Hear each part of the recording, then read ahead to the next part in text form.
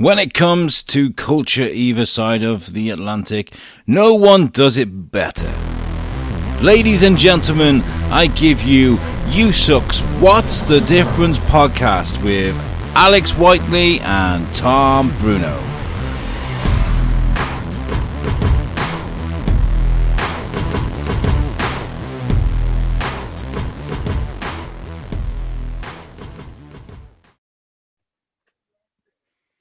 Hey guys, how's it going? Welcome to USUK's What's the Difference podcast with me, Alex Whiteley. And me, Tom Bruno. How are you guys? Thank you for joining us on the show. If you're watching on YouTube, thank you very much. Hit that subscribe button. Tell everybody about us. Invite your nan round. Get her to subscribe too. Send her the link, whatever. I don't know. But thank you very much for tuning in. Tom, you've arranged a very special guest for us today. I've got to say. I have. Well done. Thank you. Done. So I watched this documentary on Netflix. It's called We Are the Champions. Definitely go check it out. It really kind of shines a spotlight on anyone that's in a competition or any competition that does not necessarily get enough news, doesn't get enough ink for the competition itself. There was the first one, which was about wheel cheese running down a hill, which is from your neck of the woods, Alex, which was awesome. It was so weird and so strange to see. And then followed by the second episode was a chili competition that just intrigued me to no end. Like in America, I know we're going to get into this in a second, Alex. We love hot food. We love hot peppers. We like to be the best at it. And today we bring you the father of the hottest peppers, the Guinness Book World Record holder of two of the hottest peppers right now, Mr. Ed Currie. Say hello, sir. Hey, hello. Thank you for having me on. It's an honor. I couldn't believe that we were going to get to speak to you because I mean we've been venturing into the realm of competition chili sort of quizzes. Like, so we did an amazing quiz. We invited the great Andy McElfresh from Education, a great guy, to come and do a quiz for us, and we did. We got this box off Amazon. It was meant to be like the hottest sauces in the world, and it went up gradually in 12 steps. And we did 12 rounds of 24 questions, and we were eating these wings, and we were all dying towards the end. But Tom was like, "There's a chili missing off this, and that's the Carolina Reaper. That wasn't included in the sauce." So bullshit to these being the hottest sauces in the planet, right?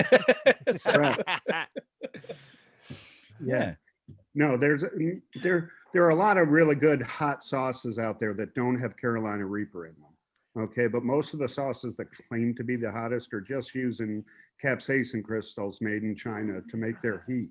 One thing that we do different from everybody else is all our heat is pure and natural. Okay, and when you can taste the difference when you're eating crystals or you're eating real chili, you know. There's no doubt about that at all. There's a distinct flavor to the Carolina Reaper, and it's not a bad flavor, but I'm going to say it tastes like death. Like it tastes like it's going to kill you from the inside out. Where does a love of peppers start, Ed? Oh, actually, the love of peppers for me started way back when in college, the early 80s. I was a party animal, but I was a really good student. And my parents dropped me off of college and told me if I wanted to continue to live the lifestyle I was leading, I better find a cure for heart disease or cancer, because I was going to die from it. And the rate I was going, I was going to die early. It's genetic in our family. So that's what led me to chilies. Okay, chilies are good for the body. And the indigenous populations around the world that eat chilies in every meal have very low indices of heart disease or cancer.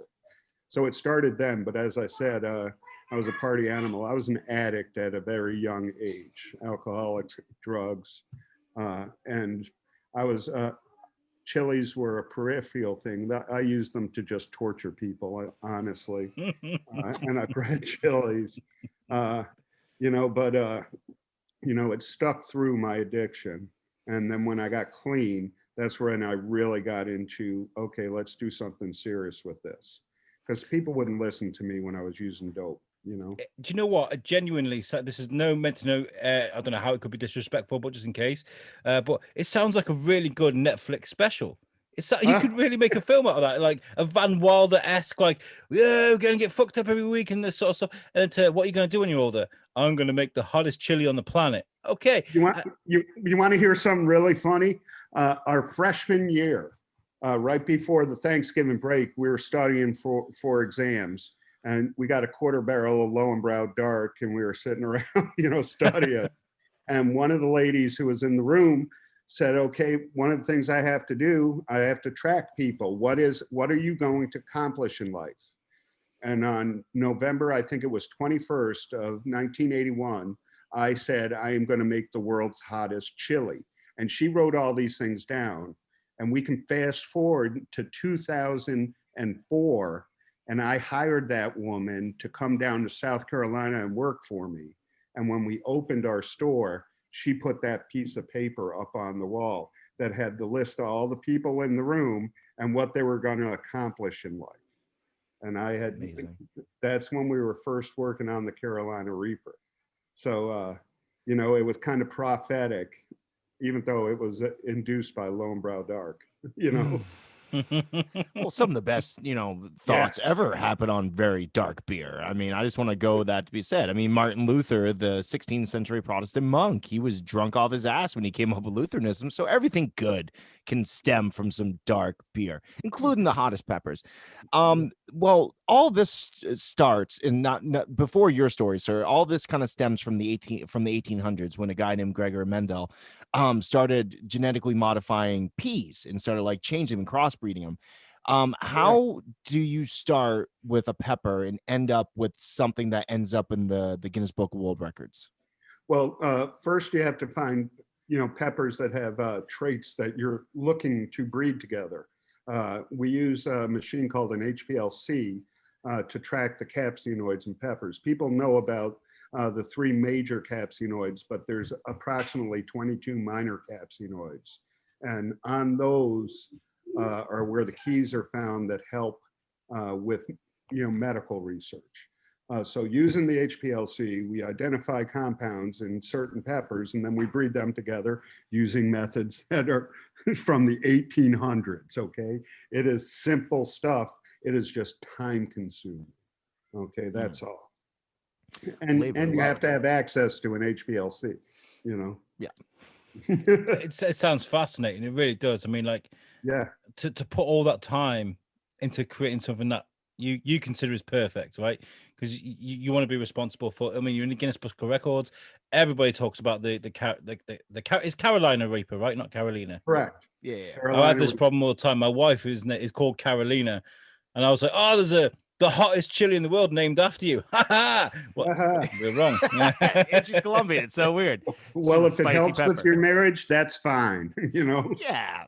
You're off is the a hook, good darling. husband. It's Carolina Reaper. There you go. In your face. It's not named after you. Sorted. Is that why? Awesome.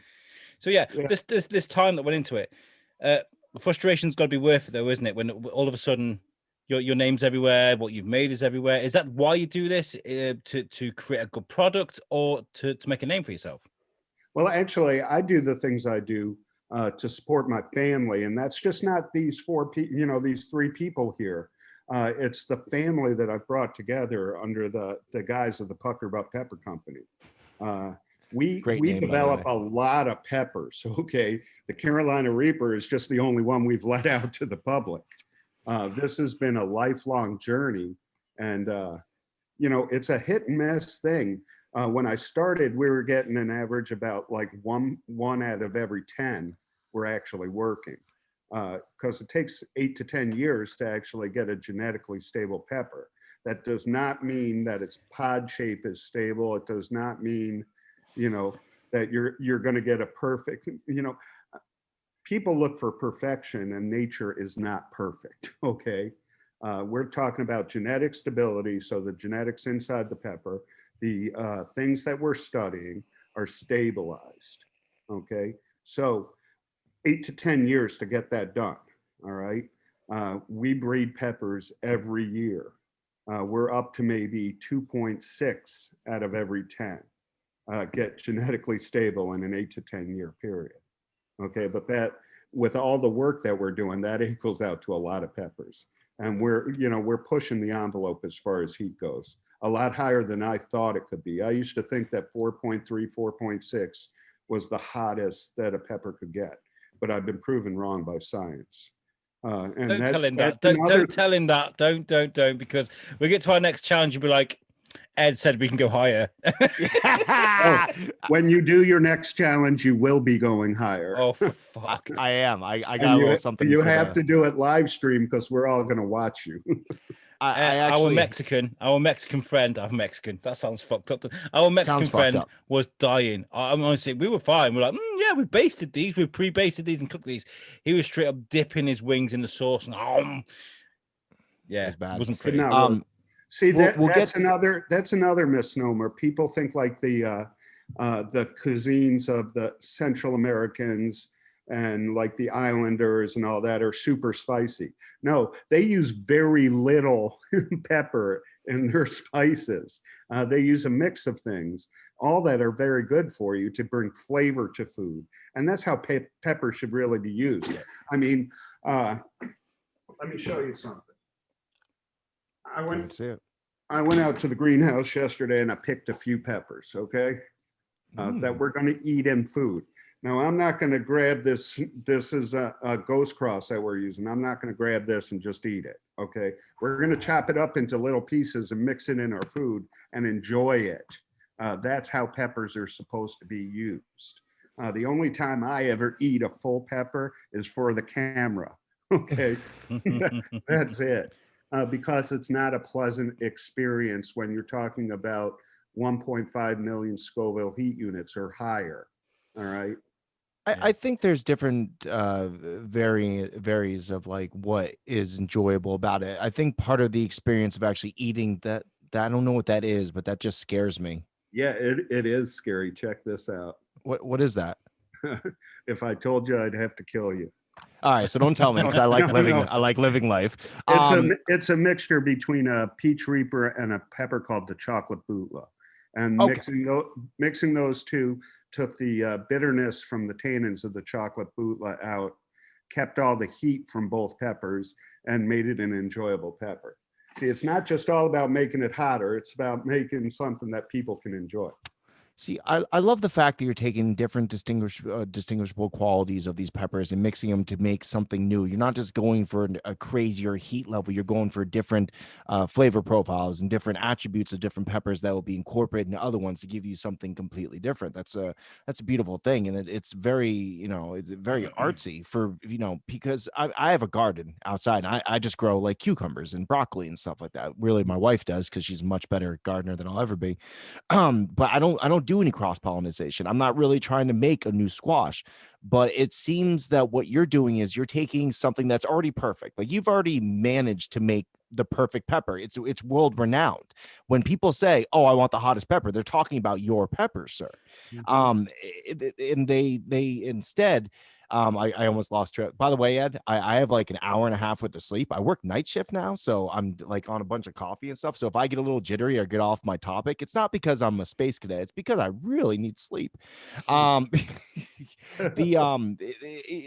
Regardless, it's a beautiful thing that what you're doing because it's really art and it's poetry in motion. Now, walk us through the day that you realized that you grew the hottest pepper in the world. Well, the day that I realized when I actually grew it, or when I realized it was the hottest pepper in the world. When it was acknowledged that you, Ed Currie, had grown the hottest pepper in the world. The Frankenstein moment. I've done it. It's alive. It's alive. Okay. Well, we actually had been fighting with Guinness for about 4 years on what they used to measure what's the hottest pepper in the world. And I'm not a good listener. And 2.5 of those 4 years, they were agreeing with me. I just kept on trying to make my point. And finally, someone from Guinness, I'm trying to remember his name, it's not important, but he called me up and he said, "Ed, we agree with you. We've set the standards. It's got to be studied over a certain period of time. It has to be an average of 3 years of grow. It has to be certified by a geneticist, a botanist, and a chemist." They put all these boundaries that actually put science to it instead of just one test. So I submitted all the data.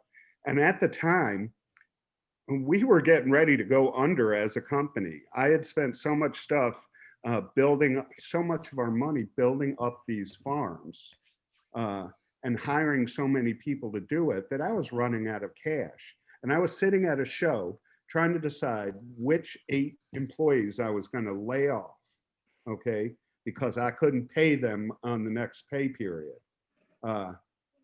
And all of a sudden, this thing on the phone came through, a little notification that said, Ed, you're officially amazing.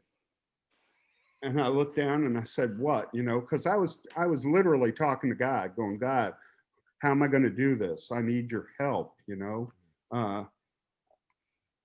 And I hit the phone, I picked it up and I go, what the hell is this, you know? And I tapped it and it said, Ed, you're officially amazing. You have the Guinness World Record for the hottest pepper in the world, okay?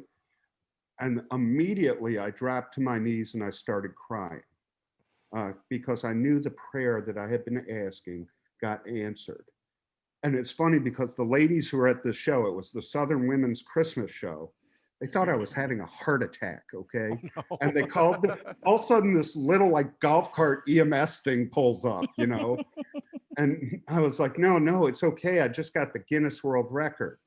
And my team who was there with me, they on the banner, they were like writing in black magic marker, the official Guinness World Record. Everybody was happy. But I had to get into a car and drive for an hour and 15 minutes to a commitment I had made to a group of women business women in Lancaster, South Carolina, to talk to them about the struggles of small business. So without being the only person I told was my wife, okay?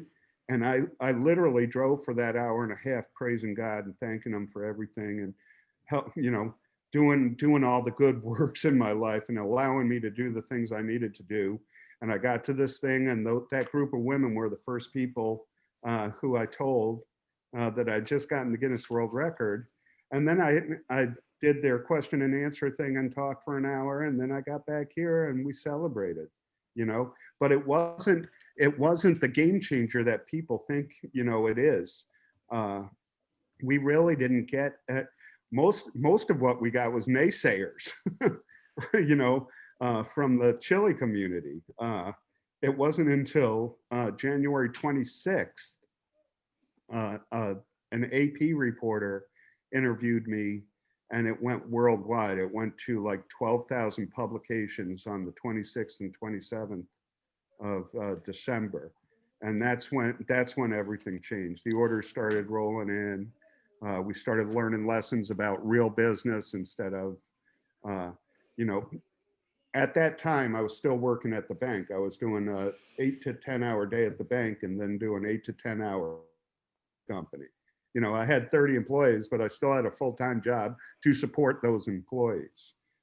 So it wasn't too long after that you know, all of it changed. And it's been nothing but an uphill journey since. Now, the problem being in business have not changed. Even though my net worth is bigger, every year we grow and grow and grow. So all the money just goes back into the company. Okay. And one of these days I'll take a paycheck, but I haven't yet, you know? Bless you. Bless you. That's such a beautiful story, honestly. Well, honestly, I feel it's more important to hire people and continue to grow than to get rich off of something. There's a lot, I don't know if you guys are aware, but a lot of businesses, a lot of manufacturing in the US had disappeared at that time.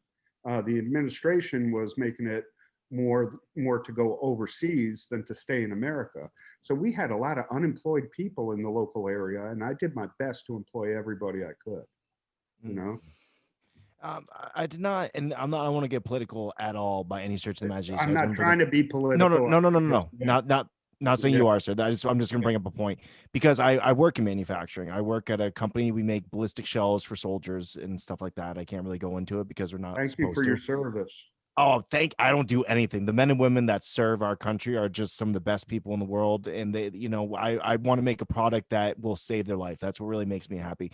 I don't agree with everything from the past presidency, but the one thing that I constantly was a huge supporter of is the fact that I want businesses brought back to America. That's the one thing that we really kind of screwed ourselves over with, was just giving away all these amazing jobs that should have been ours. You know, like there's so many people in this country that could stand to have a boss like you, Ed, that really cares more about the people and less about the money. And that's what it should be.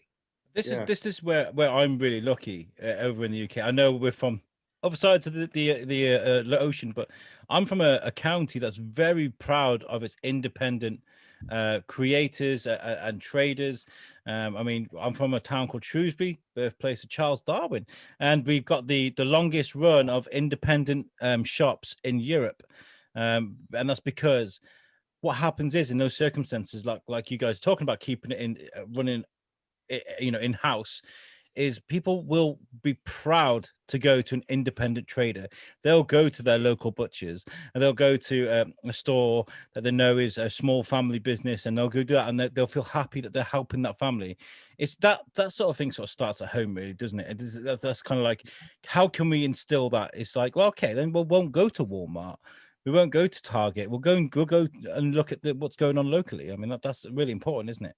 Yeah, well, that's what we try to do in our business too. I try to supply everything we have from local people, even though I could get it cheaper if I went to Amazon or to Walmart or whatever. And I'm not calling those places out; they serve a need.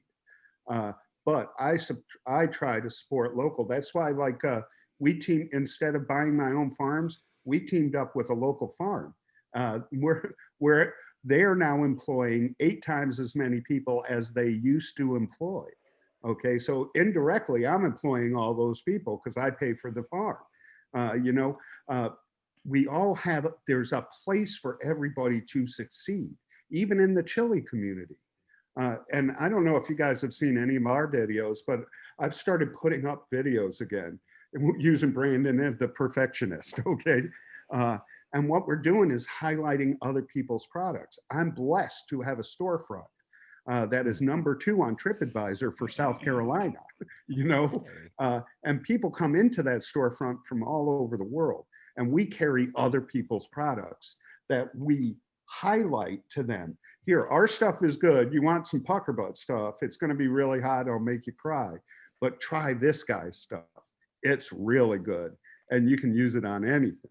You know, so we've been blessed to be able to support a whole lot of businesses here in the Carolinas and all over the country and all over the world, just by continuing to do the next right thing, which is not to get involved in the negative stuff or pick a political side or anything like that, but to do the next right thing to help your brother or sister. It's beautiful. Okay. That's a beautiful Yeah. sentiment. It's beautiful sentiment because what I was just talking about, you know, sort of people Yeah, in Shropshire exactly. support local. That's not political. That's passion, local passion and pride in your area, and that is really important. Really important. When I moved on to Main Street, the rent was nothing.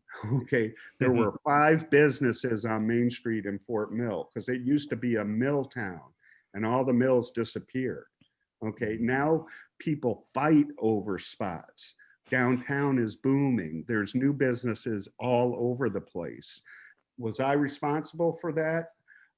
I think we had something to do with it because the governor and the state gave me an award for it.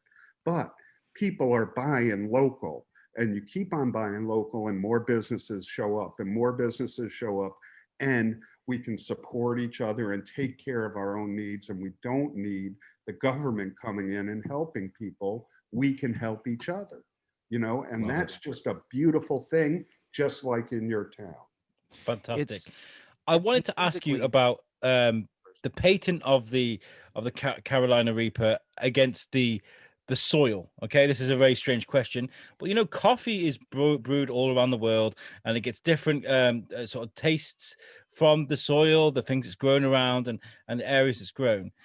Now, is a Carolina Reaper, I don't know, that has grown somewhere else in the world, a traditional Carolina Reaper because it doesn't have the minerals of the soil where it's originally produced?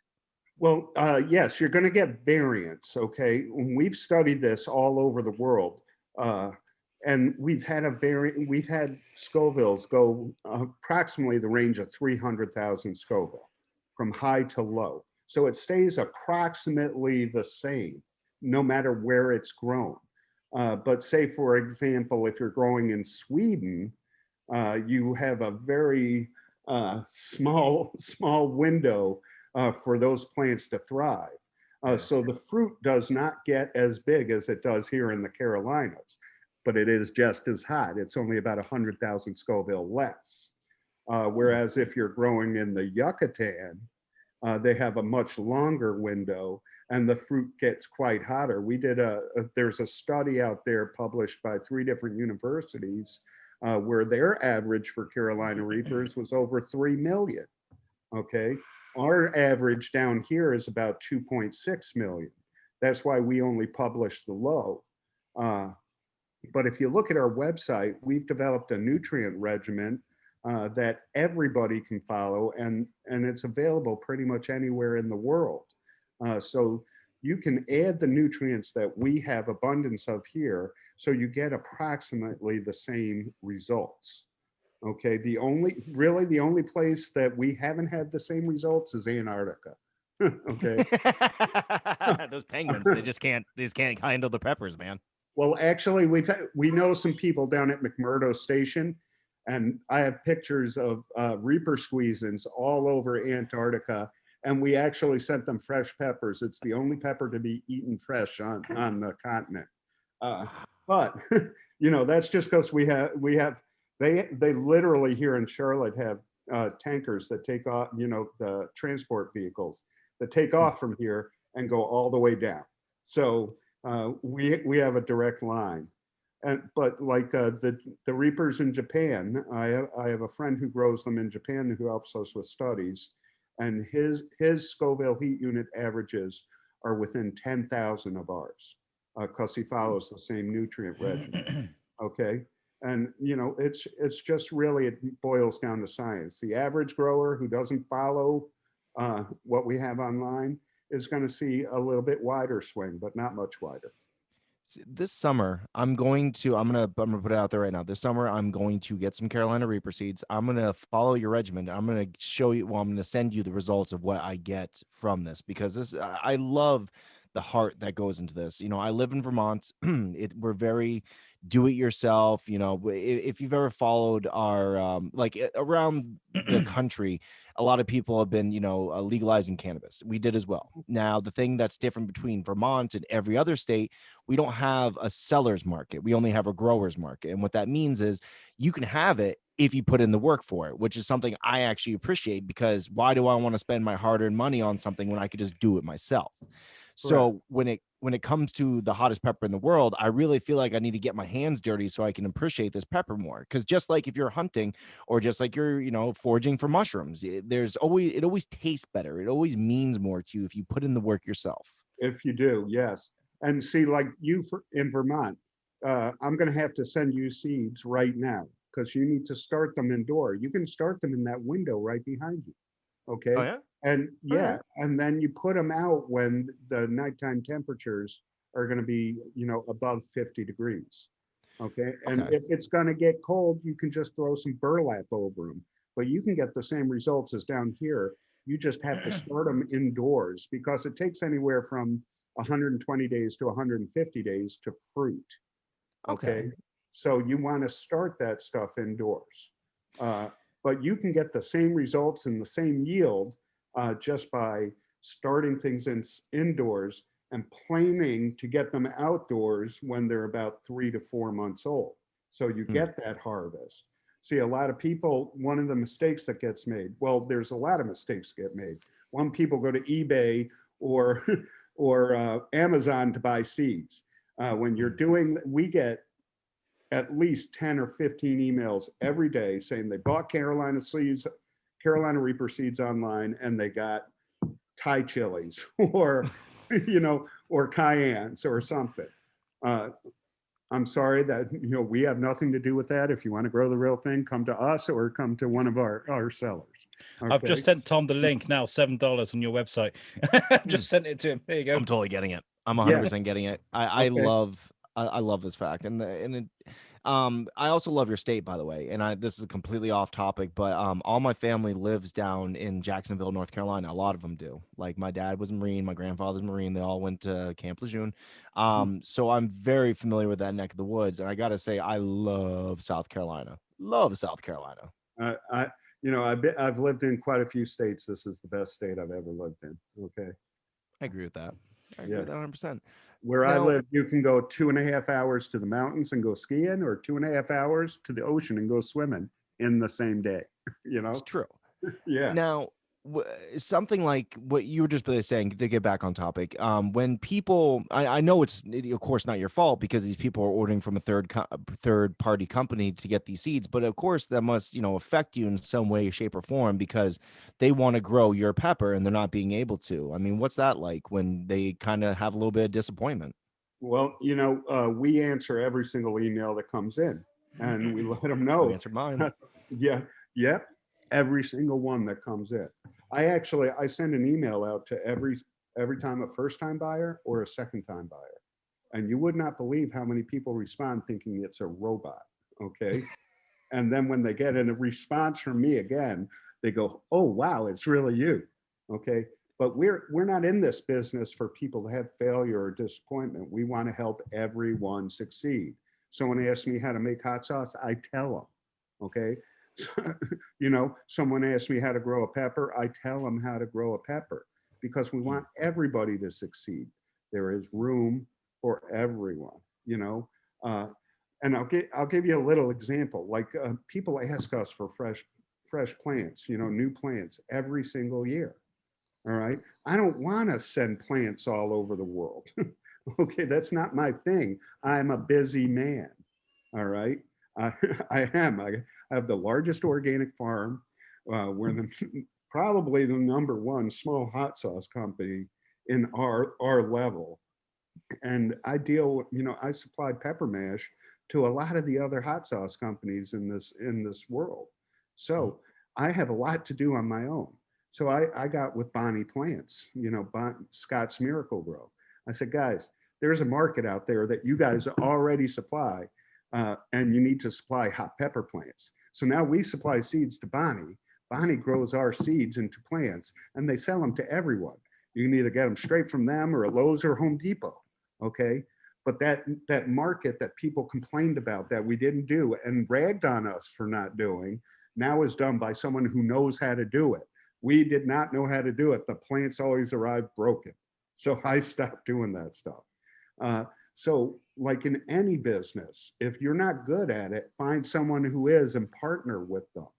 uh, and that's like what one of my friends, Chris Phillips. Okay, he's renowned in the plant, in peppers. He's renowned. He knows more about peppers. He actually bought most of the peppers other people take credit for to light. He's the one who did it.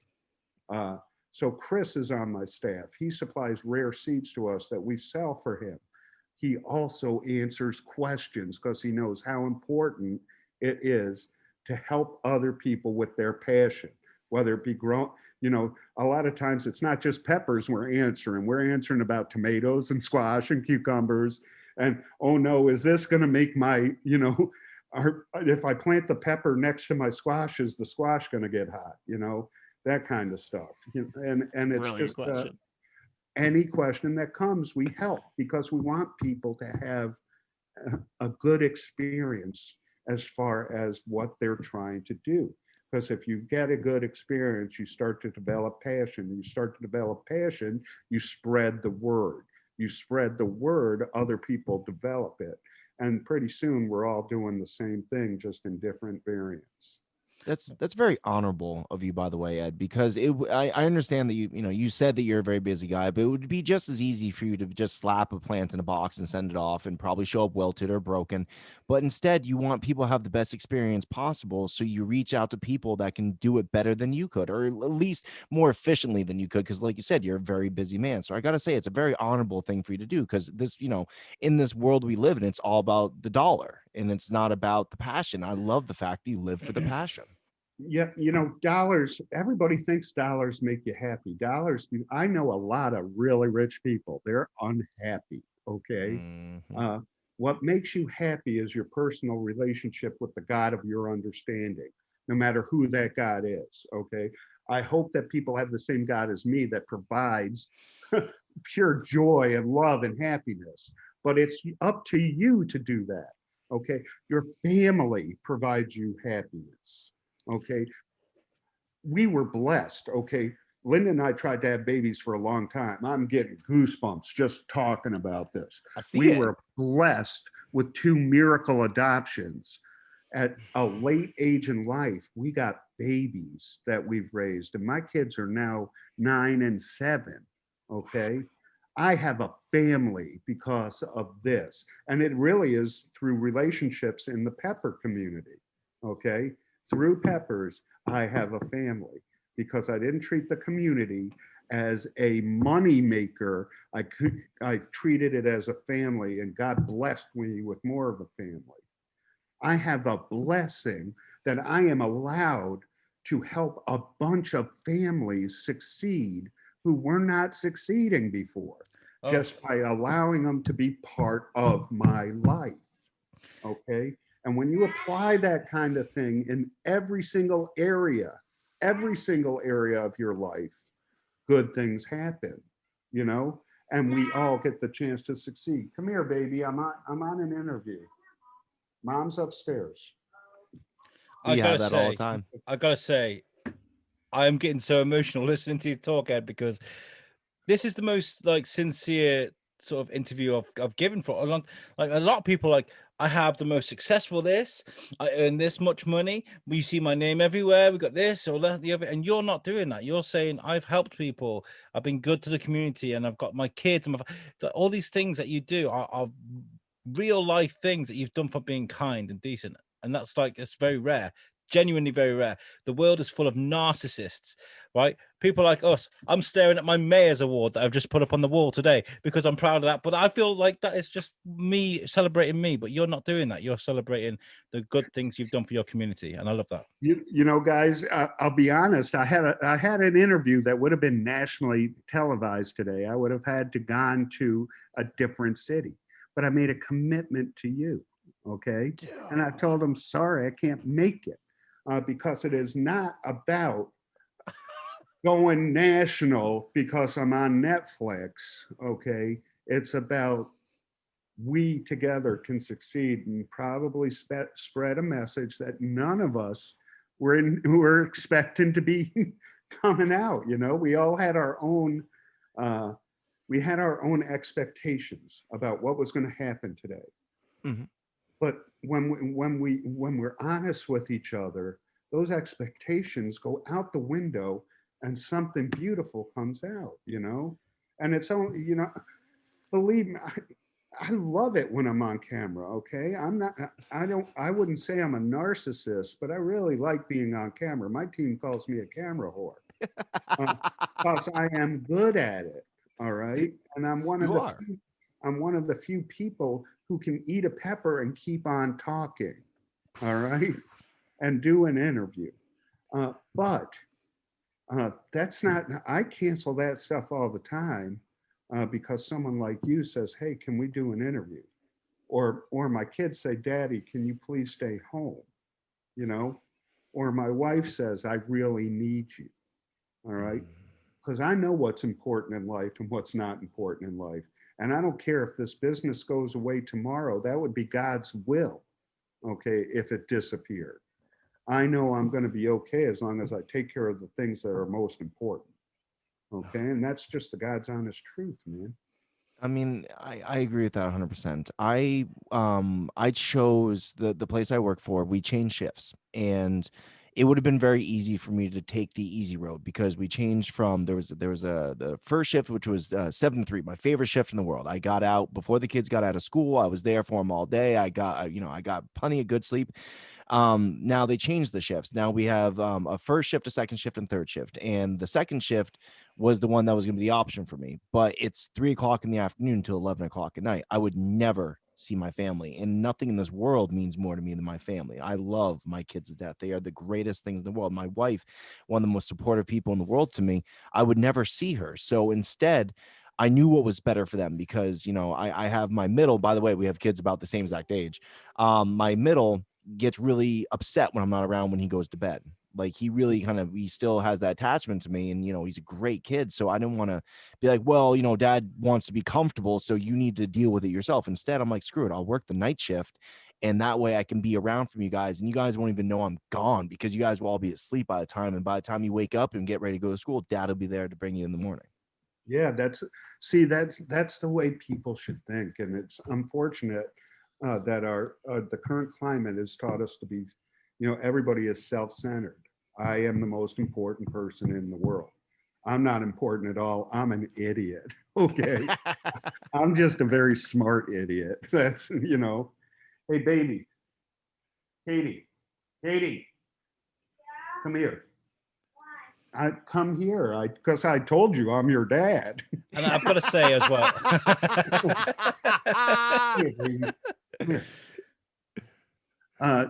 The thing that really motivates me is what I told you. I get up. See here, look. This is my little girl. Okay. Hello. This is Alex. Tom, listen. There's little bites up in the closet. Go ahead. She keeps on saying she's hungry. That's language of a kid, isn't it? That's what they all say. They don't quite understand that if they're hungry, they can just go up and get it. Okay. No, it tastes better when you get it, Dad. Come on now. That's the way it works. Yeah, it was funny because this morning I decided I was going to sleep in. I normally get up at about 4 a.m. I decided I was going to sleep in. At 5:45 this morning, my son came in, and we put our kids to bed every night also. I think it's very important. And they climb into our bed every morning. Okay. Mm-hmm. So my son came in and said he wanted Katie to come downstairs and play with him. And she said no. So he started crying. So I got up to bring him downstairs. And of course, she came downstairs right away. Okay. Right afterwards. And the only reason they wanted me downstairs is because they wanted to sit in their playroom there and give me orders about food. That's hilarious. Oh my gosh, so, I love that so much. Yeah. It gets a little frustrating sometimes, but it's also some of the greatest pleasure in the world. But this is the most important thing about what you're saying to me and Tom now, and to our listeners, by the way, who I hope are listening and taking a lot from this, is that these are values that you can pass on. They're important. Yeah. They're important values. Like my kid has, I'm not going to knock it, okay, but he's got an infatuation with me at the moment. He follows me around. He listens to my music. He was just singing to Frank Carter, Juggernaut, which is a very heavy song.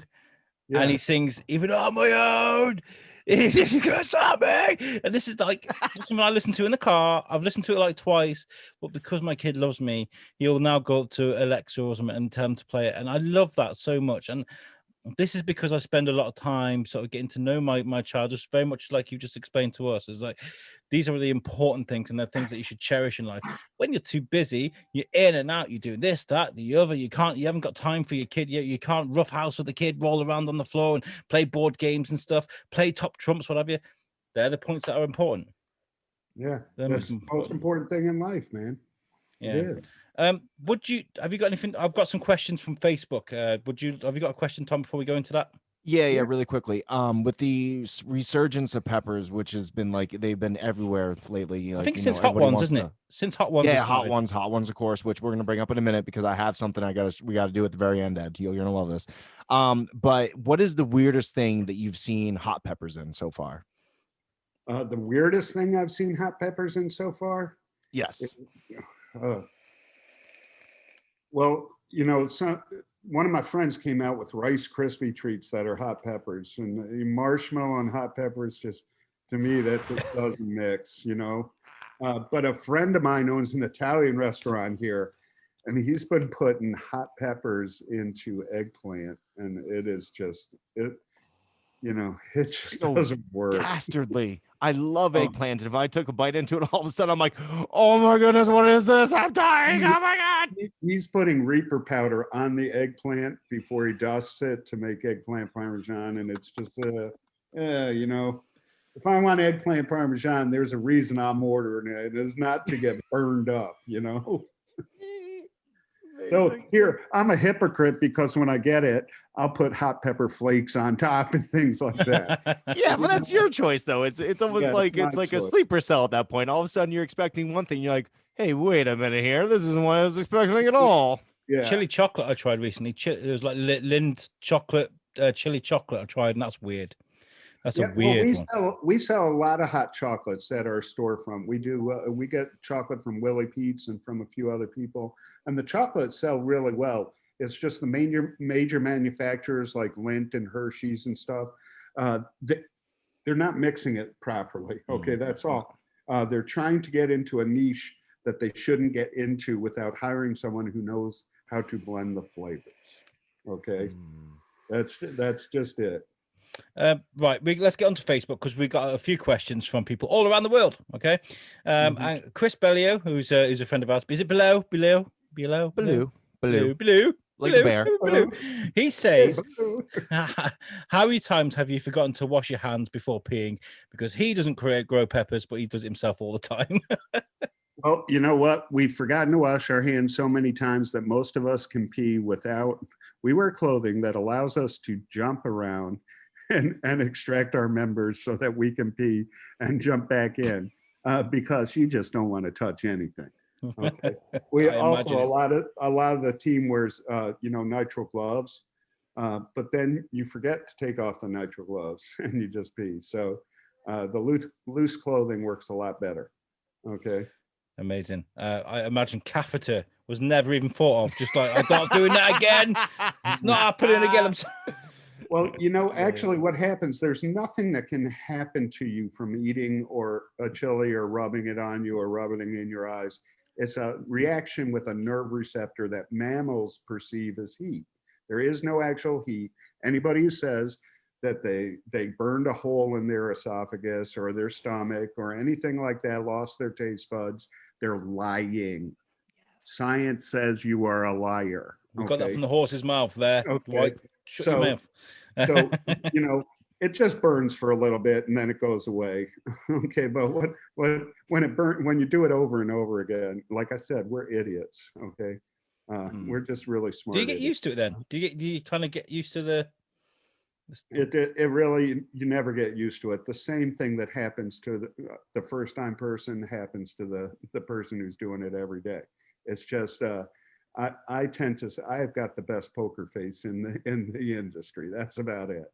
Maybe not as good as Dustin Johnson, but just Dustin's even going through the same stuff physiologically that everybody else does. He just he's got a good poker face. I can just imagine having an intern or an apprentice. Yeah. You all play those games. Go and get me the tartan paint or the skyhooks, or you get somebody new to the farm. You're like, yeah. Well, everybody who works for me has to eat hot stuff. Okay. And that's not because I want to torture them. Well, maybe a little bit because I want to torture them, but it's because they have to know what other people are going through, and they have to be able to sell the product. And my wife, when I met her, she thought Texas Pete was the hottest thing in the world. Okay, now I cut up pieces of hotter peppers and reapers, and she'll eat them. She'll try them, very little, but her tolerance is really high. And it's not that it's a tolerance. She's developed a like for the flavor and the endorphin rush. So her body knows that, oh, if I eat this hotter thing, I'm getting high. So let's try this, and that's just the way it is. Speaking of enjoying your product, I have shout out to my buddy Isaac Giuseppe from he works with me. I told him who I was speaking to you today, sir, and he got very, very excited because there's another pepper that we haven't really mentioned yet, the Apollo pepper. Yeah. And there's a sauce that I have in my hands right now made by Hot Ones. No, it's made by me. I make it. Yeah, I know. That's what I'm saying. Like it's Hot Ones brand sauce, but it's right on the back. It says Mr. Ed Currie. I'm gonna, while he's reading out the rest of these questions to you, I'm gonna eat a little bit of this so I can have a reaction while we do this, just so you can see somebody enjoy your wares. No, actually, I was gonna say. Now wait a minute. I got to tell you because I could see in the bottle. Shake it up because it's been sitting and the vinegar's risen to the top, and the pepper is lower. See, we do everything all natural. There's no stabilizers in there. It's just peppers and vinegar. Okay. All right. So right. Okay. Let's move on to these questions then while he attempts to survive this. Emily Wise, fellow podcaster, friends of the show. She says, why would you create something so evil? Well, like I said in the beginning, it's about medical research. There's a lot going on in the world right now due to what we started. Okay, I turned all of that over to real real researchers and doctors back in the early 2000s, but they're using our stuff to do it. So there's cancer research going on. Just Google it and you can find it. All right, a lot of what's on Google is fake, but it'll take you to the links where you can get the actual results. Heart disease, ALS, obesity, Parkinson's, you name it, someone's trying to use natural capsuloids now to do something with it. So that is why we breeding hotter and hotter peppers is just a byproduct of trying to get those certain compounds that we're looking for at a greater rate inside of a pepper. Okay. I'm sorry, are you talking right now? Yeah. I got a ringing in my ears. That's Isn't that very amazing? impressive. Yeah. Good greatness. I don't understand. That is, wow. Wow. What is that? It's the Apollo, baby. It's after the God of War. Now there's a fight going on in my mouth. This is wow. My body is just like, it's getting sweaty, of course, hot. But like I've had a million Scoville, like, and of course that was capsaicin crystal, so that's not nearly the same thing. There's a lot of flavor going on here, and by the way, it tastes delicious. I don't know. I'm gonna have to get myself a bottle of this.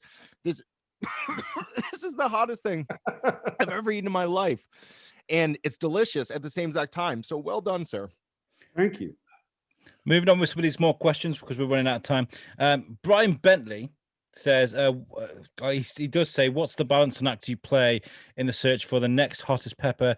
How conscious are you when it comes to heat versus flavor? But we heard you at the beginning say that there's a very conscious effort because you like to balance things out properly, right? Yeah, we have quite a few peppers that are hotter than the Reaper, hotter than Pepper X, hotter than the Apollo. A lot of them don't taste good. So we're not doing much with them other than breeding them into other things that do taste good. Because, I can make something really hot, okay, and make it stable and really hot. But if it doesn't taste good, it's useless, okay? It might be good for the medical community, but we can't use it in sauce, okay? And we can't use it in products. And people get mad because I let my friends at the Hot Ones and Heatness have access to peppers that we have not released to the public. Well, I'm sorry, but I don't report to the public. My friend says, "Can you make a hotter sauce for our lineup?" I make a hotter sauce for the lineup. That doesn't necessarily mean I'm going to release my intellectual property to the world to take advantage of. At the end of the day, if it wasn't for Guinness, the Guinness book, that thing that said the world's hottest pepper, you wouldn't be where you are today, and that's what it's all about. You got to keep playing the game, right? Yeah. Well, if someone look, I don't care if someone gets the record, takes it from me. I know I can beat them just with the Carolina Reaper. Okay, because we've got averages, 3-year study averages up in the high 2 millions. Okay, done by other universities, not just by us. So anybody who wants to try to come in and stomp my record is more than welcome to. We'll give them some time and then I'll stomp on their record. Okay. And then I have more peppers that I can use outside of the Reaper to get the record. But for me, it's really not about the record anymore. It's about how can we change the community so everyone can succeed. I believe some of the Hot Ones' success is not just that they're interviewing celebrities, it's that they're giving a ton of different hot sauce companies the opportunity to be known globally, okay? So people are watching them to say, hey, what does this guy think about the taste of this sauce, okay? I believe Heatness and the other Fuego box and the other subscription boxes are succeeding because they're giving people opportunity to be exposed to a wider audience. Now, would I like, some days I think, oh, I should have all 10 sauces on the Hot Ones since I supply everything. But that's just when my ego comes in. I quickly have to pray to God rid me of that burden, okay? And then contact other people and say, hey, look, I've got a really good sauce and a really good pepper for that sauce. Do you guys want to make this? And I'll send it over to we can get you on the show. You know, that's more important. We er, spoke to. Sorry, go on. no, I was gonna say is these the hot ones in your sauces are available. No, it's actually going down now. It was really strong right off the bat, guys. Like that was the most intense thing I've ever done for like the first little bit. Now it's slowly dying down, and this flavor is still there, which is amazing. Once again, the flavor is perfect. It's hot, it's spicy, but that's something that always gets lost in translation. Is people go for heat and not for flavor, and that's a big mistake to make, because who wants to taste something that tastes like crap? You want to taste something that tastes delicious. That's why we eat things. We don't just eat, if we were just eating things just for substance, we'd eat celery and stuff all day. We didn't, but we want flavor. We want different spices, and that is delicious. Now, can my partner get some of that over in the UK? Because the next wing challenge, after the one, we already have the sauces picked out for this one, but I want the last one, because we can't keep doing hot sauce wing challenges forever, because there's not, it doesn't keep on going up. Eventually you plateau. But I had this crazy idea that we were just going to do 10 wings eventually of the hottest sauce available. And that, my friend, is the hottest sauce I've ever tried. Now, is he able to get some of that sauce there? Well, you might happen to be talking to a guy who can get you some of that sauce. Right now, he can order it through heatness.com. They do ship overseas, and they have overseas distribution. Through a friend of ours, Stuart McAllister at Hotheads. But I just need some addresses. I'm going to send you some sauces that you guys can do together that will blow your mind. Stuff that's not available yet. This one, things that are just going to be. I want to watch the show because it's going to be hilarious. Are we doing this, Tom? We're just me and you. Oh, heck yes. Yeah? Heck yes. Yeah? Okay. Yeah. We'll get you back on, Ed, if you're 100%. free. I know you're a busy guy, but if you're back, maybe you can talk us through what we're feeling. That would be hilarious. I'd be more than. I gotta say, the man. I gotta say, right, my threshold for hot food has never been really good, right? Well, that's a lie. I never thought it was good until we did the hot wing challenge, and I was kind of like, actually, it's not that bad. But we went up to like, what was it, 1 million? 1 million Scovilles? 1 million Scovilles. Yeah, it was 1 million. Not that. That's 3 million for what it is, and that's phenomenal. The point I'm making. I'm on the. Do you have like one more?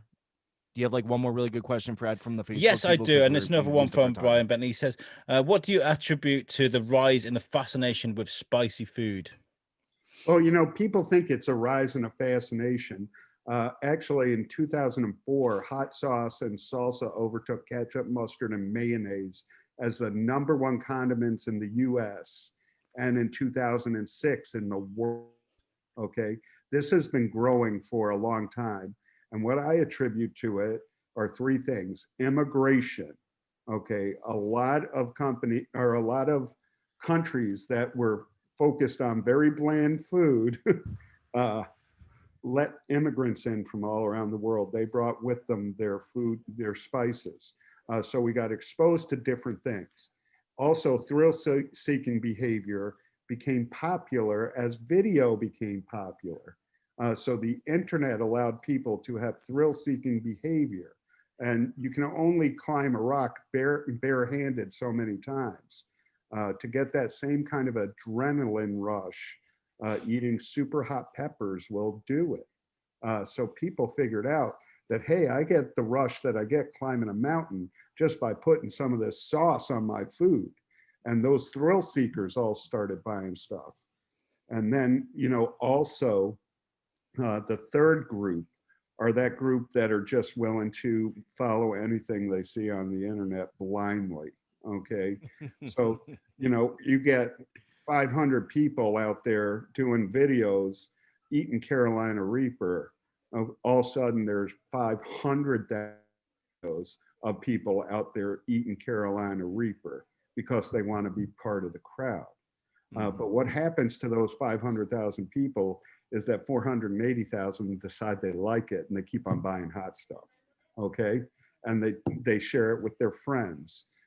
There was a group that did a market survey here in the US of 30 million households. 27.6 million of those households knew who I was, knew what the Carolina Reaper was, and identified themselves as eating food. That is a huge number when you take that into the population all around the world, because that's just not a US thing. The spicy food phenomenon, as people say, is a worldwide thing. Okay. Absolutely. When you see something like the Carolina Reaper being used in the UK, in Europe, it's like this is your baby, right? You've seen it go around the world. That must feel amazing to you. Our little shop in Fort Mill, South Carolina, ships to 95 countries on a regular basis. Okay. Well done. That is well amazing. Done. Yes, it is. Okay. Some of them take a long time to get to. If you order them from Kazakhstan, it's going to take 3 months and some stuff's going to be missing because of your customs people. But literally, we're shipping everywhere in the world. Okay, that has delivery from UPS or FedEx. All right, it's amazing stuff. Ed, no, go on. Go ahead. You go. I was going to say, you've been a delight. This has been one of the most exciting and fun and inspiring episodes we've done. I just got to say thank you. Thank you so much for coming on. Thank you for preaching the good word of peppers, family values, community values. These are all some of the most important things in the world. And the fact that you're out there being who you are and also providing the world's hottest peppers is just phenomenal. And I just salute you for it, sir. And I just can't thank you enough for coming on today. No, the honor is all mine, guys. This is one of the most important things I'll do today. Okay? Oh, bless you. Outside of taking care of my kids and my wife, this is it, you know. Do you want to tell people how they can follow you, how they can get a hold of you, how they can do all that type of stuff, how they can view Ed Currie or try your products, sir? This is the time for you to give a shout out to anything that's you. Okay, well, we have a YouTube channel we're resurrecting where we're going to do how-to videos and things like that. That's the Ed Currie channel.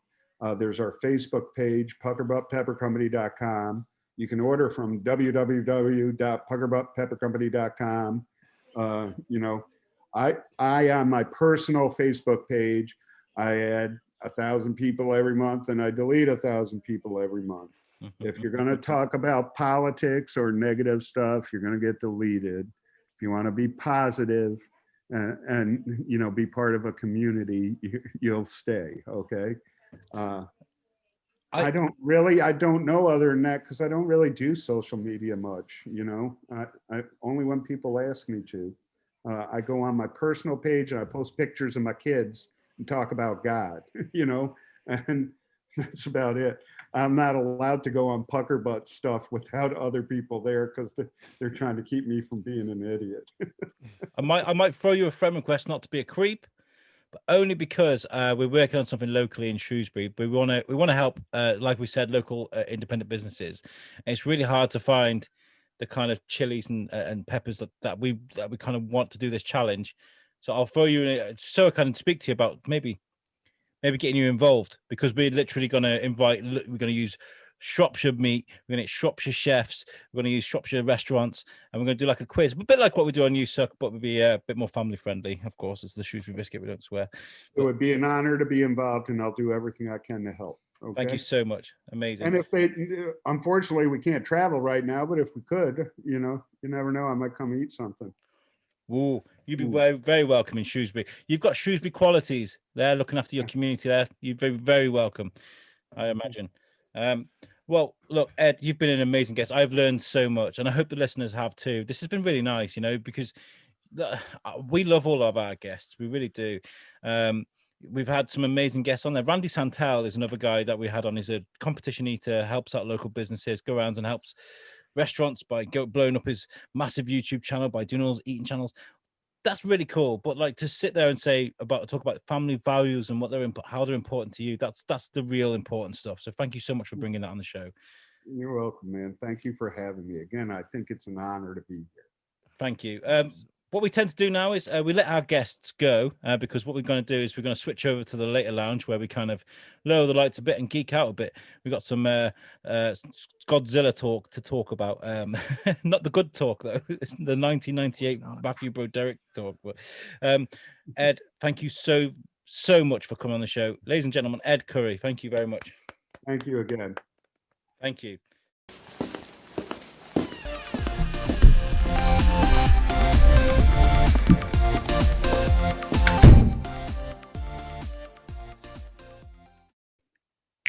Hey guys, welcome to the later lounge. How's it going? Oh my God, we're at the later lounge. So weird. Crazy, right? Whoa, where'd the stripper pole come from? So weird. Oh, turn the music down, please. There's two old guys here trying to have a conversation. Get your skimpy clothing away from us. We're here to talk geek stuff. Ew, did you wash your hands before you came off that pole and give me that drink? What the fuck? Ew, gross. I don't know how you're managing to strip and to serve drinks, but you're a very talented person. I salute you for your entrepreneurship. Oh God, Ed! Oh my, that was such an amazing interview. I was trying to keep my shit together because that was important stuff he was talking about. Genuinely, we don't get to talk about that sort of stuff from professionals on the show. No. Usually it ends up being like, and this is not to slander or bash anyone because we, as Alex said so beautifully, we love all of our guests. We really do. We appreciate your time, your dedication, anything that you've ever said coming onto our show, because we know we're just a couple of indie podcasters. We don't know anything, but we love our guests. When people come on and they're as real as Ed was, it's a whole different level that you would never expect, because we expected to talk to the man who created the hottest peppers in the world, not the family man, not the good business owner, not all the things that he ended up being for us, and just being so generous with his time. It was beautiful. He gave up national TV to come on our show. Can you believe what he was saying? I felt like a real asshole. I really want to be like, dude, I'm so sorry. Like, I'm so sorry you did that. That's what we should put. You know, when you have a movie thing and you have like the remarks at the bottom, gave up national TV to come on this show. 4 stars. Man, that's in case you guys did not see, I ate some of Ed's wares. I ate some of the Apollo Last Dab sauce made by the Heatness, but it's really made by Ed Currie himself. That was hot. Like that, it was hot. It was flavorful. That was delicious. You saw me go back for a second bite, right? Yeah, there's another. I don't know why I did that. It was because it was good tasting. I know exactly why I did it, but it was impressive. Man, so guys, you really need to, like, if you're just checking out the Later Lounge, definitely go back and check out the rest of that episode, because there was just so much about it that was beautiful, and so much about that was so much fun to do, so much information to be given. And Ed is just a wonderful, wonderful person. So please definitely check that out. But since we're in the Later Lounge, hey, do you want to shout out what we're gonna do and what we're talking about and what the segment's called? Okay, so you came up with this brilliant idea, and it is brilliant, by the way. So take all the credit we're going to give you for this. And it's Second Chance Movies. I think we're going to run this throughout the whole network. So we can do this on Chronicles, we can do it on live, whenever we feel like doing one. I think we'll get the rest of the crew to do it. But we were talking last week about 1998 Godzilla. I was defending it, right? Talking about how great it was. And you were like, actually, maybe I'm going to go back and watch it because I thought it was really, really good. So I tried to watch it last night. Was it last night or was it the other night? I don't know. This week. The other night. And I got 3/4 of the way through it and I turned, I'm sorry, man. I turned it off because we all know, if you've listened to me since the Thorskin days, you'll know I'm quite proud of the things that I love, right? Especially if things that people don't love, and this movie gets a lot of shit, right? So I've always been like, no, fuck you, man, that movie was fucking great. When's the last time you seen it, Alex? I don't know. I was probably about 19. This movie is right. Okay, it has a few moments where it's brilliant. There are a few moments in there where you're like, oh, this is fantastic. The bit where he's standing in the footprint, the ship with the claw marks down the side, all that shit, fantastic. The bit where he's dragging the fisher boats down with him, all that sort of stuff, I fucking thought was brilliant. The scene where the old fisherman at the beginning, oh, I've got to catch, he loses his thing, and he's running down the fucking jetty, and all the fucking seas coming out, and then you see him coming out over fucking Brooklyn Bridge, where it is. Crazy good shit. And then fucking, it just fucking. Well, okay. So thank you for shining light on the things that were good, because it seemed like everything up until the point where where Godzilla actually shows up is good. Like everything before, it's kind of like Jaws, right? And I'm not like, the way that everything about Jaws is great before Jaws shows up. It's even great afterwards. I'm not going to shit on Jaws. I really do love Jaws. But like once you start seeing the shark, it kind of takes a little bit of something away. And I feel like this had a similar effect. I agree with everything you just said. The jetty, the footsteps, everything about that was great. But this movie came out in 98, Alex. And let me read out a couple of the movies that came out in 98, okay? Just so we can have an idea of what CGI was like. Here are the top movies from 98. Saving Private Ryan, The Truman Show, which are Armageddon, Deep Impact, Bugs Life, Mulan, Big Lebowski, Dark City, Shakespeare in Love, Blade, Lethal Weapon 4, Ronin, Parent Trap, Mask of Zorro, Rush Hour, Happiness, The Faculty. These are all movies that came out that year. Not to mention, Alex, that you brought up earlier, The Matrix came out next year. All these amazing movies with some good CGI. And not also, let's not forget that Jurassic Park came out 5 years prior to this. And then we watched Godzilla. Now, at the time, it looked great, right? Like I remember as a kid, I was like, "Wow, oh my God, Godzilla's real!" Not so much. It's a CGI mess. And as well, before we even get into the CGI, I really hate the idea of Harry Shearer being a fucking Me Too cunt. Like, because he's kind of like, hey, why don't you come and see me, come around my place for lunch? And she's like, but I really want to be a serious reporter. And he's like, you snooze, you lose, and walks off, like sort of thing. He does. He really does. It's a really piece of shit moment. And okay, so we all know Godzilla. You should definitely go back and rewatch it. Don't take our word for it. We want to hear your opinion. If you guys watch Godzilla and you have some real defensive moments about it, please tell us, dude, because it makes sense that this movie holds nostalgia love. But at the same exact point in time, there's just so much going on with this that just did not work. And I want to talk about that actress really quick. I don't remember her name off the top of my head, but I did not like her role at all. Not to say I did not like her. Maria Patillo. I did not like her character in the slightest. She is probably one of the worst things in that movie. The character, not the actress, the character. Now, oh my God, I'm going to ruin your life. Please feel sorry for me. Yeah. Okay. So I took some notes about this, Alex, because at one point I was like, wow, I gotta write this down because there's just so many thoughts. And I'm gonna read these out to you as it goes on. They actually addressed this, but the army destroyed New York City more than Godzilla did in this movie. Yes, they did. It was such, and as well, I don't know what it is with American movies. They don't understand the military chain of command. They're like this sergeant guy who's in charge of everything. He's in charge of the tanks. He's in charge. What is this? A sergeant is in control of a platoon, right? And then you got your corporals that are in charge of and then platoons are in charge of a squad. This sergeant guy is in charge of the tanks. He's in charge of the people. He's in charge of everything that's set up around Central Park, all this sort of stuff. I was like, what the fuck? Like, this guy should be a captain, never mind a fucking sergeant. Like, and he's a dumb fucker as well. Yes, he really is. And I like that they address some of the stuff with, comedy, like they were, they're like, you're destroying the city more than the lizard is. I was like, all right, good. At least you address the fact they really are, because they were just fucking that place up left and right. They were just destroying the Chrysler building. Sidewinders. But let's address the really quickly. Let's get back to the good things. Hank Azaria. Hank Azaria is probably the greatest thing about that movie.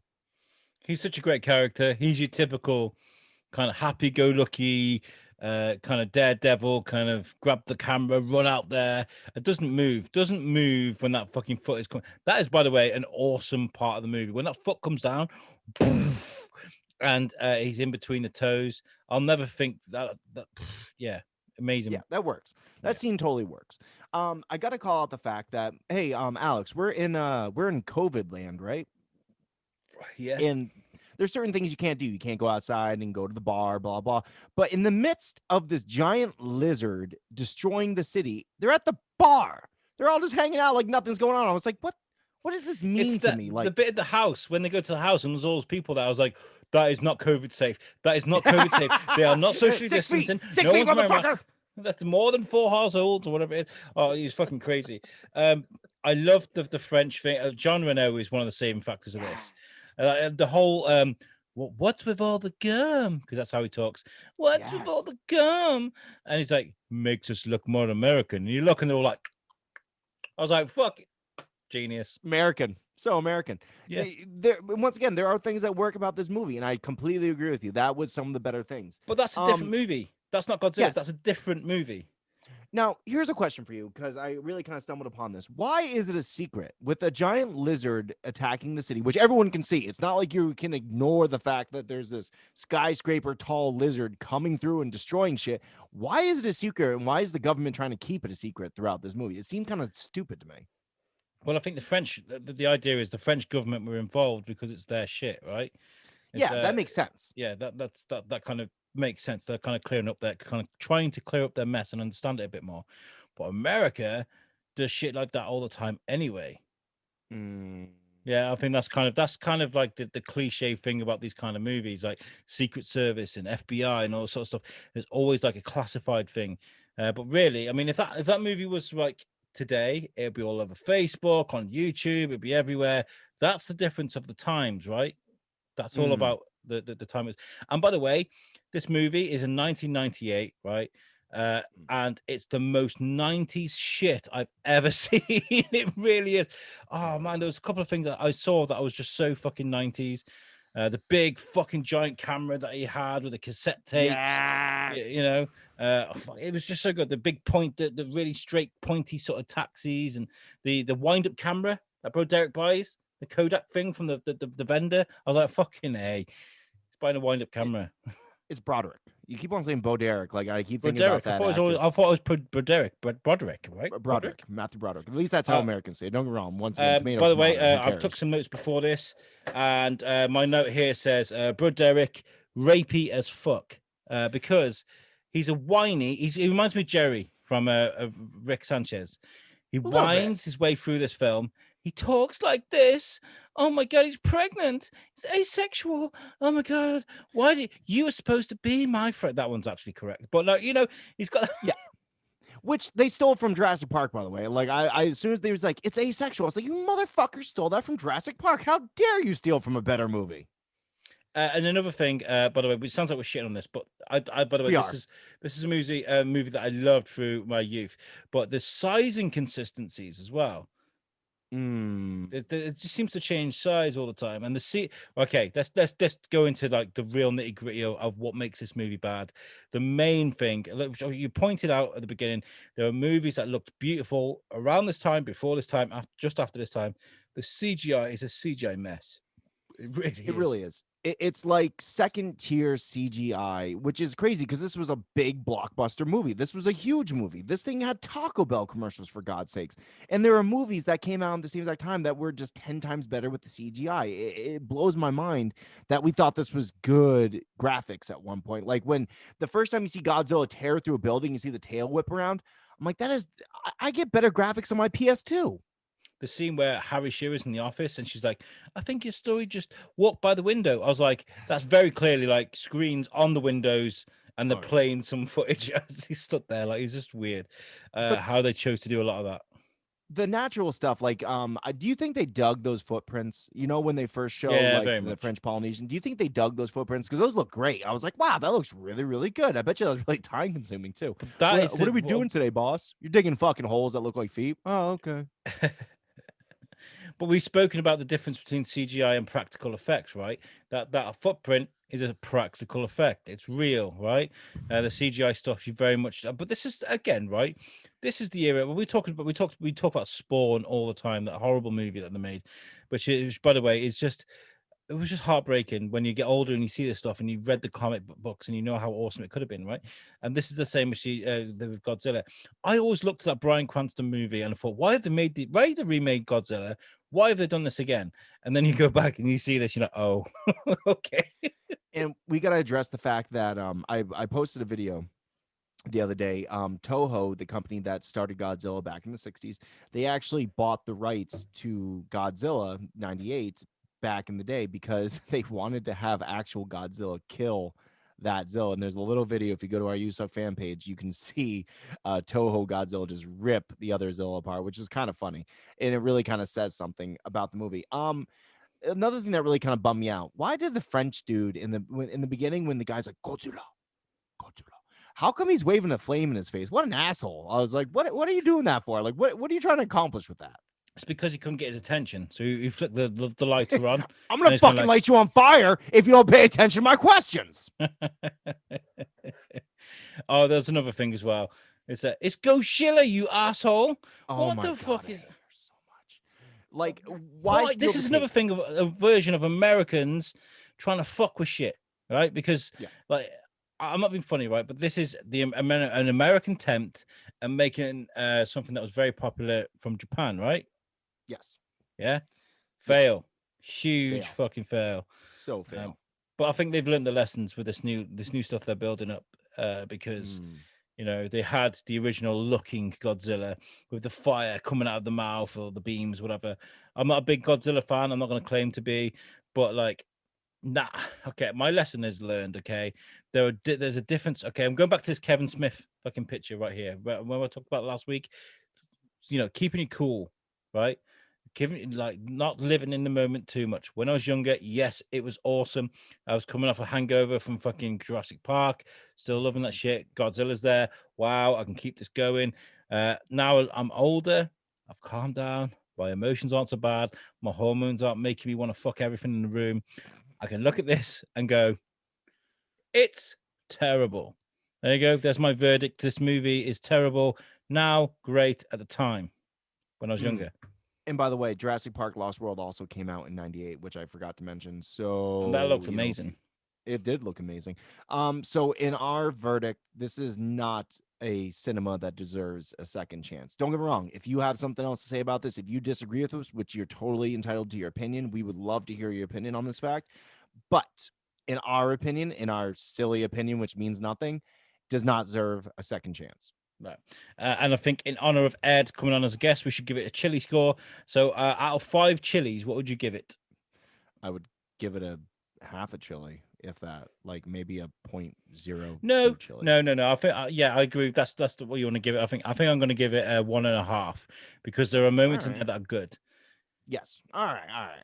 1.5. Now, if Hank Azaria and the French Connection were not going on in that movie, it would get a 0.2. But I agree with you. Hank Azaria and the French portion of it all was really, really good. And really quickly before we go, you were concerned about one scene in that movie particularly because you were watching with Timmy, your young child. What was that scene that you were concerned about? It's a scene we didn't get to because I think it probably would have ruined him. It would have terrorized him. And that's the scene with the baby Godzillas at the end in Madison Square Gardens, because I feel like they just went, you know, that scene at Jurassic Park with the Velociraptors? Let's just do a shitload of that. Let's take something that was super successful and just put it our own little spin and just see how badly we can mess it up, which is what they did. By the way, it's so funny because I was watching it after my work shift, and I'm sure it had something to do with the fact I was really tired, but I started falling asleep 3/4 of the way into it as well. So I don't know if it's just a universal thing that kind of like, goes across the Atlantic, or maybe I was having sympathy sleeps for you, but it just kind of started petering out at the very end, and it was just a shame. So, but let's get off of this really quick. Let's just stand by our verdict. Let's go. Do we have anything else we want to talk about before we get out of here? Yeah, I wanted to talk about I want to inform our American listeners about what's going on at the moment with I don't want to talk about politics, and I really am sorry to bring it up, but I think it's good to talk about, kind of inform our American listeners about what's going on with Brexit and the vaccination stuff that's going on at the moment, because please do, because I got this, it's been weird, and I brought this up to you before we started recording. A message keeps on popping up in my Facebook Messenger, which is in respects to the people of the UK, certain attributes of this certain features of this messenger are not available. And I was like, what the fuck's that mean? And you started explaining, but we wanted to stop and hold off because what's the difference between you and me in the the UK, the US. So all right, tell me what's going on with Brexit.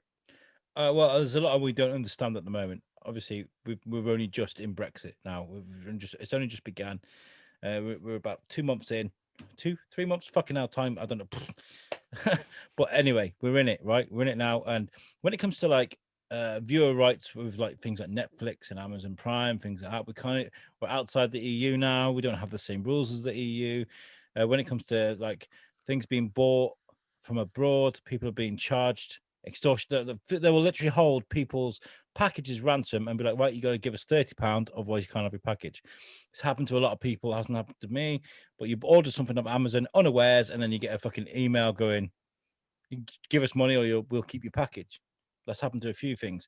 But there is a situation going on in Europe at the moment where there's a shortage of vaccines for the coronavirus, and I think it's bad in the UK, but not as bad.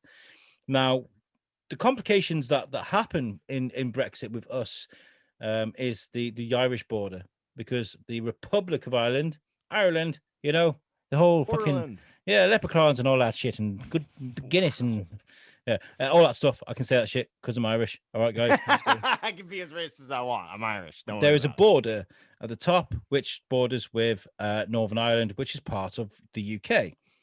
So when it comes to deliveries of the vaccines going across that border, EU are now saying, no, we're going to hold them up. We're going to hold them up. And it's caused a huge fucking problem. They've had conversations, and the headline from the Sun here reads, blockheads, because it's the Sun. Brexit news. World Health Organization chief brands EU vaccine blocking a catastrophic moral failure that will keep the pandemic burning. And the sub sort of headlines here say EU slammed over triumphant plan to block jabs at the Irish border. Barnier admits anger at EU could see more countries leave. You know, this is what's going to happen now. France moans about English being used in EU after Brexit. It's just a nightmare. So because Europe are now struggling because they don't have enough vaccines, they're holding up our vaccines destined for the UK. Wow. Which I shout, bullshit, stop it, cunt. It seems a little childish, right? Like, I mean, why hold back anything? This is something that's supposed to make people, we want to get back to a normal, right? Whatever that might mean from here on out. We all want to get back to normal. Why hold up anything that could potentially help people? It makes no sense. I can see it causing a lot of tension, a genuine lot of attention. But what you got to remember is the EU isn't a nation. It's a collection of countries. They can't do shit. They can't declare war on anyone. What they can do is create shitty scenarios like this, and that puts lives at risk. And these are the problems we're going to have. I don't know. I don't want to get too deep into it. I'm not a political guy, but I just want to say, on behalf of everyone in the UK, fuck you, EU. Stop it. This is the reason why we left in the first place. Of course, I wasn't leave. I was very much a stay person. Didn't want to leave the EU, but now all this shit is happening. I can kind of see why, you know. Yeah, I know, right? Just gotta be like, fuck you. By the way, you can't see inside of my stomach, but it really hurts right now from eating that much of Ed Currie's fucking amazing sauce. So when we do end this, and by the way, thank you, Ed, for all the offerings that you did. We'll definitely take you up on that, sir. Because we want to do the best show possible. This is going to be a very interesting event next time. Like, of course, we already have sauces picked out for the next one, but the final one, that's going to be the hottest of the sauces. I think we're going to have a really good time doing it. So it's definitely something to keep your eyes open for, guys. Yeah. But look, moving on to very quickly before we get out of here, you see this thing behind me, my snack helmet. This is the one thing that everybody is going on about in the UK, by the way. They sell it in Lidl. It's there for Super Bowl. That top there on the helmet literally lifts off, and there's a bucket in there for your chips. And at the front of the visor there, you can put two little dishes for your M&Ms and your fucking nuts, what have you. And you can put your NFL stickers on. Super Bowl's huge over here this year, and it's crazy because people can't get out to the pubs and stuff. But like, what are you with you guys obviously being in lockdown? Do you make a big deal out of Super Bowl? Everyone does. Like, the household Super Bowl party is one of the highlights of the year for everybody except me, because I don't really care. Unless Green Bay's in it. If Green Bay's in it, you'll find me going, yeah, hoorah, motherfuckers. But without my team being in it, I really don't care, and I generally don't watch it. But that I'm a minority in this country, because so many people really, they take the day off from work if they happen to work on a Sunday, so they can have this gigantic Super Bowl party. It's like a highlight. It's a social event. And I know it's going to be played down, but I'm certain there's going to be a lot of people that don't follow the guidelines just so they can do this. So I'll be very interested to see what the uptick is of COVID cases are after the Super Bowl. Yeah. Oh, I'm looking Um, forward to it. I booked it off, and this is the best thing. Like people are like looking at me like, I guess people are trying to work me out, especially in America. They're kind of like, "What's this British dude going on about NFL so much?" I like, okay, so I've grown up with football all my life, like British football. It's been like a constant throughout since I was born. All right, mhm. it's always been a part of my life. I've had a team I followed. They've give me joy. They've given me disappointment. I felt like crying. I've laughed. I've cheered. I've fucking done all that shit. Right. I've done all that, and I will continue. Right. But I found a sport that I think looks beautiful. The NFL, some of the plays, some of the tackles, so the Hail Marys, all these, I love it. It just looks beautiful to me. It's a configuration that my body finds satisfying. And I don't feel happy with choosing a team. I just enjoy the game as a thing. It's a piece of art and I enjoy it. Right. So when I go, well, Super Bowl for me this year is going to be just like ballet. Some people go and watch ballet and enjoy it. That's my version of ballet, is watching the NFL. And I All enjoy right. being a neutral. I don't want a team. I just want to enjoy it as a whole. But speaking of that, why don't we do something fun? Let's make a prediction. Who do you think is going to win and by what score? I feel like I want the Bucks to win because I have this theory about Brady that I think what he's doing at the moment is baller as fuck. I think it's brilliant what he's done. He's gone, fuck you, Patriots. I'll go and do it at the Bucks then.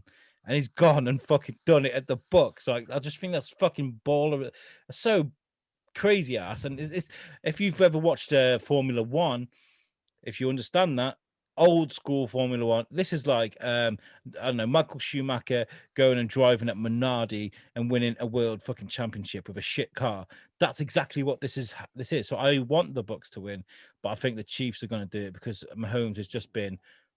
And I think it'll be one of those where the Chiefs will go far ahead. The Bucks will try and catch up, and they just won't get there. Okay. So I think they're going to lose by a. I'd say by about 10 points. Okay. So your guess is that the Bucks are going to lose by 10 points to the Chiefs. Yeah. I disagree with your choice. I think that's very, very well spoken. Thank you very much. I think that Tom Brady is going to fight for the fact that he has something to prove this year, right? Like they were basically saying, "Hey, you're an old hat. Thank you for winning 6 Super Bowl champions for us, but you kindly fuck off now." I think he's going to win this Super Bowl. And this is me speaking not as a Patriots fan because I'm not a Patriots fan. This is not me speaking as a Tom Brady fan because I'm not necessarily a Tom Brady fan. But I am a fan of exactly what you're saying of the person that they least suspect to do it to eventually pull it off at the end. And I think that the Bucks are going to win by, let's say, 2 touchdowns. I believe that they're going to win by 2 touchdowns against the Kansas City Chiefs. Yeah. Okay. Are we going to put a wager on this? Yeah. Let's dignity.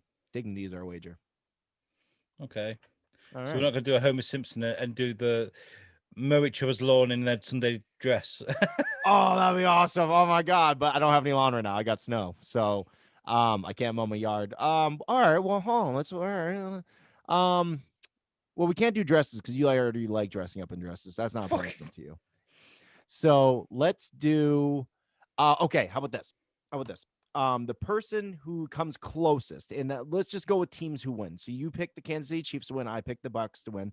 Whoever loses this has to go on Facebook Live and speak lovely things about the winner for 2 minutes flat.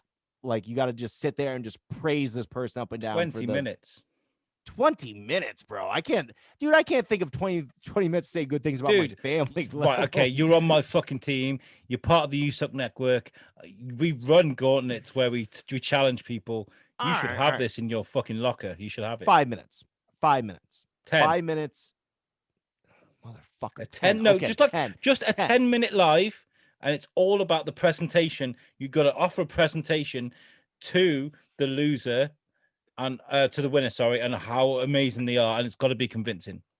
Okay. All right. Yeah. No shitty talk. No, like, oh, he's such a great guy because he's on Monopoly board. Now that shit has to be real. I'll do it on Heartfelt, StreamYard. I'll do it on lovely. StreamYard. I'll bring up pictures. I'll bring up banners and all sorts. And I'm if you gonna have a want to do PowerPoint yours because you're gonna presentation, lose, star wipes. obviously you are gonna lose. I will Oh my direct that God, shit for you you, and think I'll so? bring up pictures and banners for you too. All right, good. Shake on this across the ocean. All right, Shaking very it. good. Right, Very done. good. Okay, Yeah, right, let's get the news fuck to out you, of I it. just But touched my first of all, dick, before we so. do that, let's tell people about our website, Mr. Bruno. Oh, please do. Oh, I'll do it. Fuck you. I won't do it. Hey, guys, guess what? We have a website. And if you have not been to USUKnetwork.com, Then fuck you. No, I'm sorry. Yeah, it's not cool. But not so harshly, but you should definitely be checking out the website because it's a beautiful website made by the amazing people over at Web Orchard. If you yourself are in need of a website, and guess what? We all want websites, whether you're selling stuff, whether you're trying to publicize yourself, whatever it might be, we all need a website nowadays. We live in an internet world. And the fact is that we don't all have the time to go and make a beautiful website. There's plenty of programs out there that you can make your own website and blah, blah, blah, blah, blah. Guess what? Who has time for that? We're all busy. We are busy people. But the people over Web Orchard aren't that busy. They love you. They have the time for you. They will make you one of the most beautiful websites in the world, and it's going to look professional. It's going to work well. It's going to do everything you want for it. So if you have a second, you really need to go check out our website because it's made by Web Orchard. That's USUKpodcastnetwork.com. You need to go check it out right now and subscribe, dude. So you subscribe to our YouTube channel and check out our please shows. do that. We have how many shows do we have, Alex? We have this show, obviously. What's the Difference podcast? That's on YouTube now. I work my ass off editing those videos to like 6 or 7 views. So sort that shit out, people. Go and subscribe. We'll tell you people about it. We have also the amazing USUK Chronicles with Jamie Westwood and Tom Stevens. Them guys are killing it right now. We love them to death. We also have the Weekly Bazaar Podstars. There's two more episodes left of that, depending when you're listening to the show. We're on 4 at the moment. We've got 2 more left. It's an amazing show where we talk about the most trending bizarre news stories about, for example, a guy who cheated on his sex doll wife. We talked about that with Eddie Pence and Jerry Rocha. That was fucking great. And we also have our Wednesday Night Live, which is brought to you by Tom Bruner or Tom Stevens. They both take it in turns directing that shit. And yeah, you can find all that on USUKnetwork.com. You can go to our YouTube channel, follow us on Facebook, Instagram. We're fucking everywhere. We are, and that's all due to the fact that we have some very dedicated people working with our network, and we can't thank you enough. If you're a listener of this podcast or any of our podcasts that are on network, we just want to say thank you because you are the reason that we do it. Yeah, we love the talk. Yeah, me and Alex have a great time. Yeah, Tom and Jamie have a great time doing it. This is a lot of fun. That's why we keep doing it. And let's not forget about David and Rabe, and let's not forget about all the people that have come and gone through this as well. That are still huge supporters of us. So thank you all. But you guys are the reason that we do this. We love to bring you as much entertainment as we can because it means the world to us. It means the world to us that we can bring on people like Ed Currie and learn more about, who they are and what they do and what makes them tick. So thank you to the listeners, and thank you to you, Alex, and thank you to me, and thank you to Tom, and thank you to Jamie, and thank you to Kenny, and thank you to everybody that has done anything on our network. Thank you, David. I almost forgot him. That would have been really shitty of me to do, but guess what? I didn't forget. I remembered at the end, and the reason is I'm calling Eric it out for right those now. Star Wars specials. And oh my God, I'm so wow, and that makes me a bad friend because I'm actually friends with Eric. So I'm sorry, Eric. I love you. Please don't hate me. Okay, walk us out of here. Well, one more thing before we get out of here. This has been released on the 1st. You have 2 days. 2 days if you're in the UK and you want to take part in a competition where you can win £70 worth of food from Hickory's for Super Bowl. Check out the Shrewsbury Biscuit Facebook page. Find the post with the poster all about Hickory's, and all you got to do is like it, tag 3 friends, and share it. You got 2 days to do that before we choose a winner. Make sure you check it out. Don't mean to plug the biscuit on here, but fuck it, it's free food. No, do it. What do you mean? You got to do that because here's the thing: it's a great show. The Shrewsbury Biscuit. If you're looking for a family-friendly version of this show, definitely check out the Shrewsbury Biscuit because it's hosted by our lovely and talented host right here, Mr. Alex Whiteley, and he brings you some of the greatest stuff from local news. So guess what? Go and check out the Shrewsbury Biscuit. I'll do it for you. And guess what? If you are dedicated enough to actually do that, you will get a hell of a meal. So fuck, what's there not to do this for? Do it. Do it now. Oh, do you know what? Do you know what, Tom Bruno? Hmm. This has been What's the Difference podcast. I've been Alex Whiteley. And I'm Tom Bruno. And we will see you next week. Make sure you check us out. Peace out.